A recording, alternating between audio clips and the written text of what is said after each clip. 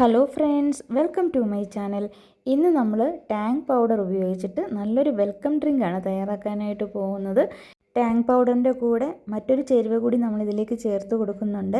അങ്ങനെ ആകുമ്പോഴാണ് ഈ ഒരു ജ്യൂസിന് നല്ലൊരു ടേസ്റ്റ് കിട്ടുന്നത്. ഓറഞ്ച് ഫ്ലേവറുള്ള ടാങ് പൗഡറാണ് നമ്മളിവിടെ എടുത്തിരിക്കുന്നത്. ഈ ഓറഞ്ച് ഫ്ലേവർ ആകുമ്പോഴാണ് നല്ലൊരു ടേസ്റ്റ് ഉണ്ടാകുന്നത്.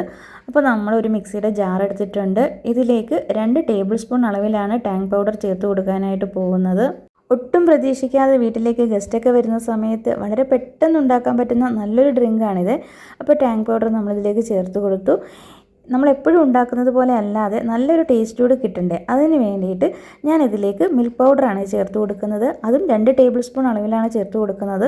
ഇത് സ്പൂണിൻ്റെ അതേ ആ ഒരു അളവ് തന്നെയാണ് കേട്ടോ. ഈ ഒരു ചെറിയ തവിയാണ് കേട്ടോ.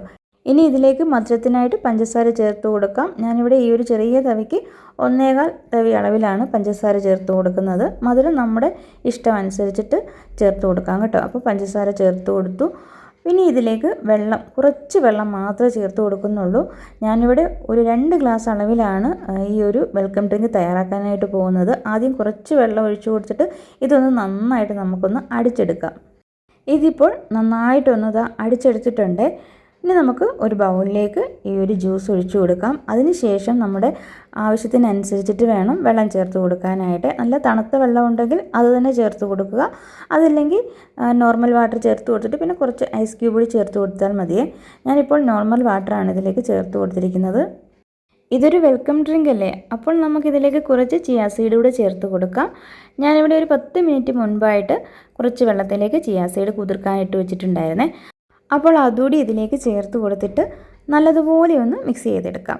നന്നായിട്ട് മിക്സ് ചെയ്തതിന് ശേഷമാണ് ഞാനിതിലേക്ക് ഐസ് ക്യൂബ് ചേർത്ത് കൊടുക്കുന്നത്. കാര്യം നമ്മൾ ആദ്യം സാധാ പച്ചവെള്ളമല്ല ചേർത്ത് കൊടുത്തിരിക്കുന്നത്. അപ്പം തണുപ്പൊന്നുമില്ല, നല്ലൊരു തണുപ്പ് വേണ്ടിയോ? വെൽക്കം ഡ്രിങ്കൊക്കെ ആകുമ്പോൾ കുടിക്കാനായിട്ട് നല്ലൊരു തണുപ്പും കൂടി ഉണ്ടെങ്കിലല്ലേ സുഖം. അതുകൊണ്ട് കുറച്ച് ഐസ് ക്യൂബ് കൂടിയൊക്കെ ചേർത്ത് കൊടുത്തിട്ടുണ്ട്. ഇത്രയേ ഉള്ളൂ. ഇനി നല്ലതായിട്ടൊന്ന് ഇളക്കിയെടുത്താൽ മതി. അതിനുശേഷം നമുക്ക് സെർവിങ് ഗ്ലാസ്സിലേക്ക് ഒഴിച്ചു കൊടുക്കാൻ പറ്റും. പിന്നെ നേരത്തെ ഉണ്ടാക്കി വെക്കണ്ട കേട്ടോ. നമ്മൾ കുടിക്കാൻ സമയമാകുമ്പോൾ മാത്രം ഇത് തയ്യാറാക്കിയാൽ മതി. അതല്ല, കുറച്ച് നേരത്തെ ഉണ്ടാക്കി വെക്കുകയാണെങ്കിൽ ഫ്രിഡ്ജിൽ വെച്ചേക്കണം. അതിനുശേഷം എടുക്കുന്ന സമയമാകുമ്പോഴേക്കും നല്ലതുപോലെ ഒന്ന് മിക്സ് ചെയ്തിട്ട് വേണം ഇത് ഗ്ലാസ്സിലേക്ക് ഒഴിച്ചു കൊടുക്കാനായിട്ട്. ഇതാ കണ്ടില്ലേ, നമ്മുടെ ടാങ്കിൻ്റെ ജ്യൂസൊക്കെ നമ്മൾ റെഡിയാക്കി ഗ്ലാസ്സിലേക്ക് ഒഴിച്ചു കൊടുത്തിട്ടുണ്ട്. വളരെ എളുപ്പമല്ലയോ? എപ്പോഴും ഉണ്ടാക്കുന്നതിൽ നിന്ന് വ്യത്യസ്തമായിട്ടാണ് നമ്മളിവിടെ തയ്യാറാക്കിയിരിക്കുന്നത്.